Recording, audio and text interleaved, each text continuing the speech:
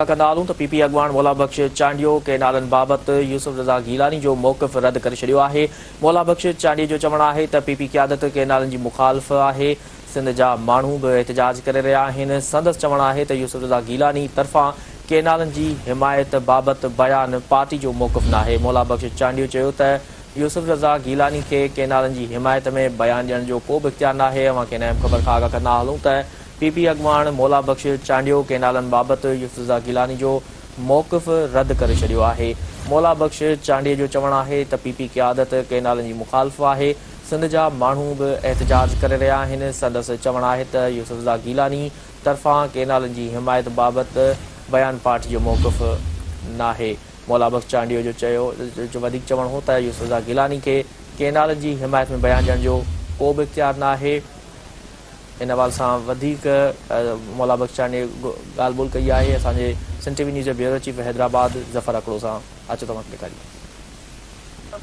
भाऊ मौला बख़्श चांडियो साहिबु असां सां मौजूदु आहे ऐं हिन वक़्तु सिंध में जेको इशू हले पियो 6 केनालनि वारो, उन केनालनि वारे इशूअ ते यूसुफ रज़ा गीलानी जेको अॻूणो वज़ीर आज़म आहे ऐं पीपल्स पार्टी जी मरकज़ी क़यादत बि आहे, उन हिकिड़ो बयानु ॾिनो आहे त उनखे केनाल ठहण मां को बि खेनि एतिराज़ न आहे। उन हवाले सां मौला बख़्श चांडियो साहिब सां ॻाल्हि ॿोल कयूं था।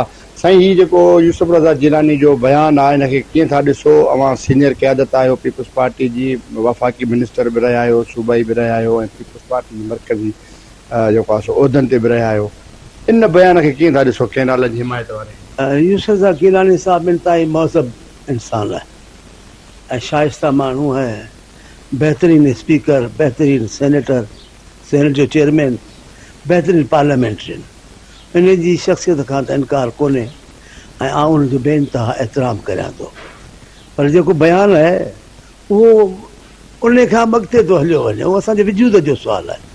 यूसुफ रज़ा गीलानी साहब पंजाब में वेही पंजाब जो या सराइकी बिल जे मौक़िफ़ जो त इज़हार करे सघे थो, पर सिंध जे मुतलिक़ उनखे चवण जो को बि मुंहिंजे ख़्याल में जवाज़ कोन्हे। इहो चवणु त को माण्हू पार्टी ख़िलाफ़ ई कोन्हे। ठीकु आहे, गीलानी साहब वारी पीपल्स पार्टी ख़िलाफ़ न हूंदी केनालनि जे, लेकिन सिंध वारी जेका पीपल्स पार्टी आहे त जो बच्चो केनालनि जे ख़िलाफ़ आहे।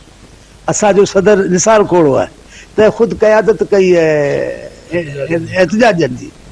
सुभाणे परीं चेयरमैन साहब उन एहतिजाजनि में शरीक थींदो। कीअं चई सघंदो यूसुफ रज़ा गीलानी त पीपल्स पार्टी ख़िलाफ़ कोन्हे?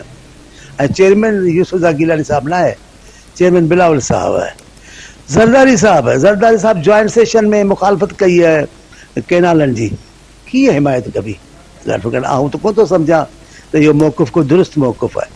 सिंध जो हर माण्हू, सिंध जो हर बच्चो, सिंध जो हर बाशऊर सियासी कारकुन केनालनि जे ख़िलाफ़ आहे, छाकाणि केनाल सिंध जे वजूद जो मसइलो आहे। असांजो उन ते को बि ठा थी कोन थो सघे।